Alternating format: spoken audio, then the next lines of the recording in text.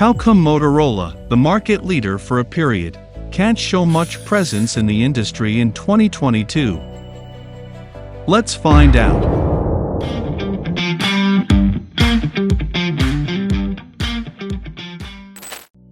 Motorola was founded in 1928 by Paul Galvin in Illinois, America. Back then the name was not Motorola, it was Galvin Manufacturing Corporation. Its primary purpose was to make AC-DC converters for radios. The radios of that era were powered by batteries and weren't used by plugging in. Thanks to the converters Motorola developed, people began to plug their battery radio in and use it. As the technology continued to evolve and radio manufacturers integrated these converters into their radios, Paul began to look for new technology at Galvin. At that time, radios were not used in cars because the integrated radios caused high static noise, and the sound was irritating to listen. This problem became a light bulb moment for Paul Galvin to explore the potential. Thanks to its technological development levels, Galvin manufacturing radios were enabled to sound properly in cars. Thus, Galvin Manufacturing Corporation introduced the world's first successful in-car radio in 1930. This radio went off extremely well, that it caused both a rapid rise for the company and a search for a new name, Motorola. These radios were the first product to wear the Motorola name. The motor part comes from cars, and the Ola part comes from the American gramophone manufacturer Victorola.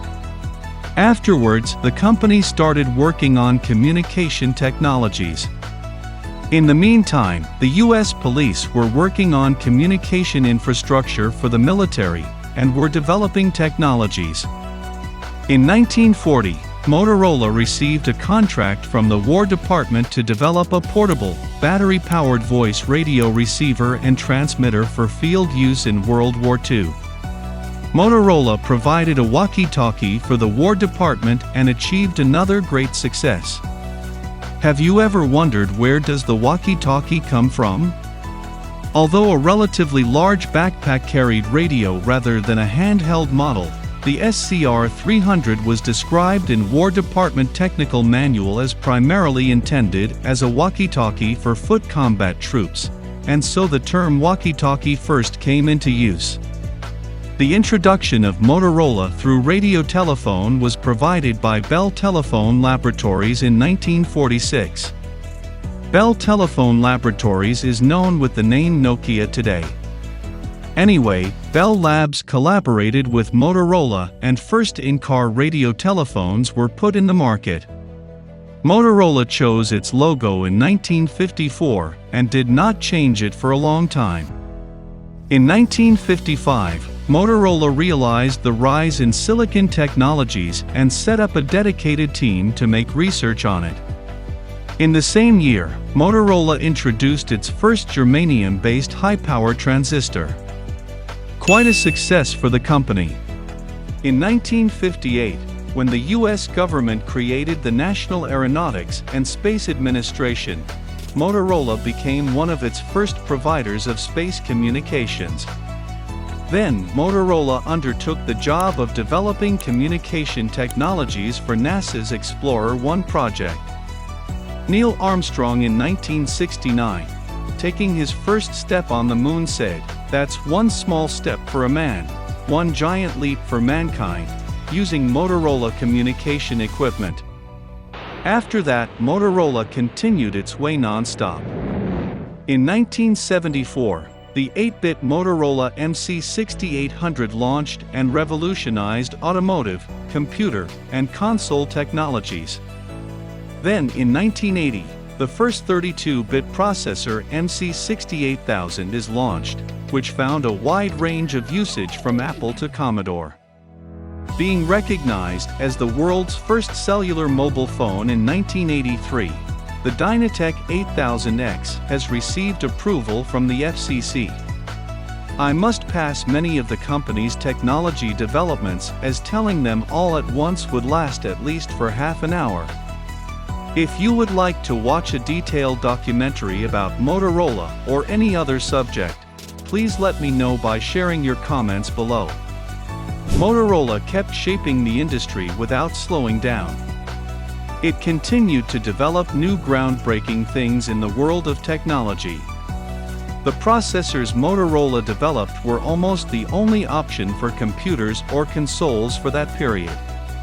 In fact, it would be very acceptable thinking that Motorola is one of the most important players in bringing computer and console technologies to the present day. In 1986, Six Sigma, a quality improvement process introduced by an engineer at Motorola, began to be implemented and then recognized as a general standard in the industry world. At the end of this process, products manufactured were 99.9% of similar quality. Thanks to this kind of innovative technology the company has developed, Motorola dominated 60% of the American mobile phone market by 1994, and 65% of its profitability was provided by mobile phone production. And unfortunately, the first seeds of deterioration were also planted in those years. Now you might think, while everything was going well, what caused a breakdown? The high profitability in the mobile phone industry pushed the company into splitting. Because there were two teams, one that sells the cell phones and one that develops the infrastructure. When you look at the part that makes Motorola, it's actually the teams that develop these infrastructures and processors. These teams were working on technologies that drove the industry as a separate unit. They lived a humbler life.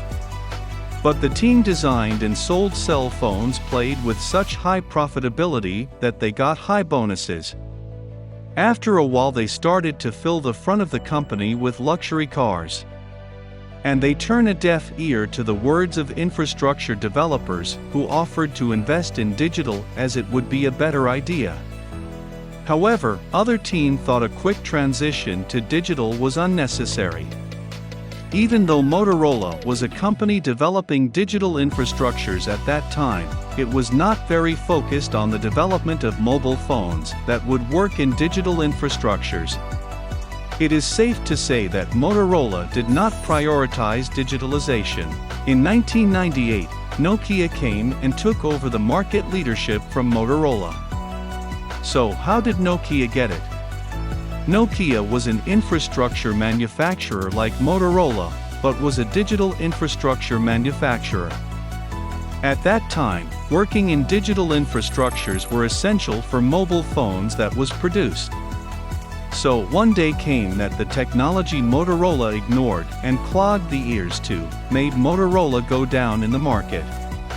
Motorola couldn't take market leadership from Nokia again later. However, the digital infrastructure team continued to work together with Cisco, introduced and installed the world's first GPRS infrastructure by 2000. The series of phones that Motorola was back in for that period was the Razr family. These switch-on cell phones liked so much that Motorola managed to sell more than 130 million Razr series mobile phones only in 1 year. The company made new agreements to continue its rise in the mobile phone industry and regain leadership. Thus, Motorola had an agreement with Apple. Then, in 2005, introduced the first mobile phone Rocker E1, which was integrated with iTunes. However, this partnership did not last long. Since the partnership broke down in 2006, Motorola acquired a new software infrastructure company and announced a new music service called iRadio, which aimed to be a competitor to iTunes. After the introduction of the iPhone in 2007, things completely changed for Motorola. But smartphones are definitely a little smarter, but they actually are harder to use. They're really complicated. Just for the basic stuff, people have a hard time figuring out how to use them. Well, we don't want to do either one of these things. What we want to do is make a leapfrog product that is way smarter than any mobile device has ever been and super easy to use. This is what iPhone is. Okay? So, we're going to reinvent the phone. The industry began to experience the age of smartphones, and Motorola had a $4.3 billion loss between 2007 and 2009. iRadio music service was among the projects that were cancelled without providing access to users in any way. In 2009, Motorola took a serious decision and separated mobile and home electronics into two companies. The Motorola Droid, presented to the market in 2009, may be one of the most iconic Android phones ever produced.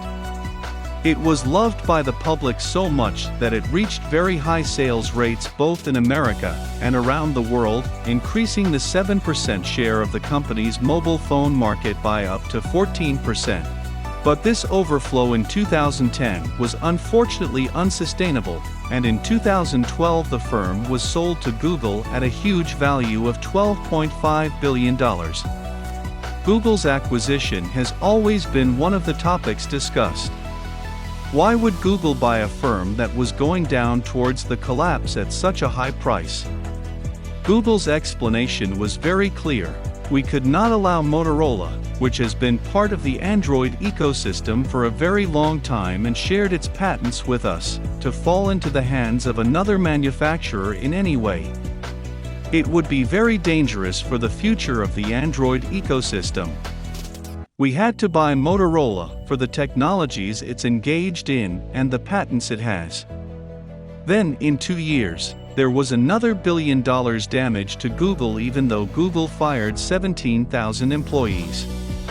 In 2013, Google introduced an affordable price-performance mobile Motorola Moto G to market. But the sales of this phone was not profitable enough and did not help enough to recover the previous damage. This was one of the biggest challenges experienced by today's producers. Affordable phones reach many users in the market. It may be loved by users, but at the end of the day, it's not a very profitable operation, and if the company has high expenses, this might be insufficient to cover them. So, Google sold Motorola's mobile part to Lenovo for $2.9 billion, and home electronics for $2.4 billion to another American company, and gets rid of operating Motorola, with a total loss $8.1 billion, and kept only the patents.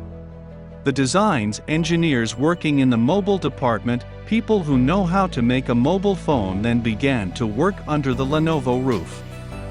After some time, successful mobiles get in the market. For example, G2 was one of the price-performance champion phones for that period. Motorola's EX and Z series were also introduced to the market under the Lenovo's roof. But it turns out that Lenovo couldn't use the Motorola brand correctly because it couldn't manage the mobile operations correctly, and at the end of the day, when Lenovo was defeated, Motorola was deemed to be defeated by today's mobile industry, being completely erased from the market. Why Lenovo withdrew from the market was one of the issues that took too many questions.